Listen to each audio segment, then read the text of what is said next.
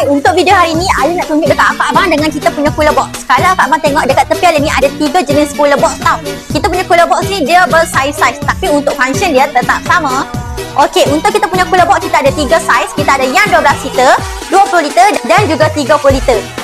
Tapi kita punya cooler box ni hanya ada warna putih sahaja tau akak abang. Kalau akak abang beli cooler box daripada Utan King, akak abang akan dapat dia punya logo Utan King dekat bahagian depan cooler box ni.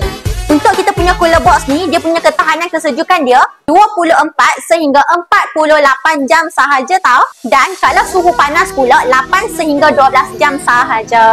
Kalau akak abang beli daripada Utan King, akak abang akan dapat yang dekat tangan Ali ni tak, akak abang akan dapat 1 ice brick dan 5 ice pack secara percuma sahaja. Kita punya cooler box ni dia hand carry macam ni sahaja tau. Untuk bahagian dalam dia macam ni sahaja. Dekat bahagian pintu tak ada getah tau. So, kalau akak abang nak beli kita punya cooler box ni nak bawa pergi piknik ataupun camping, sesuai lah. Jangan lupa grab dekat bag aku dekat bawah sekarang kalau akak abang berminat. Bye bye, see you dekat next video dia.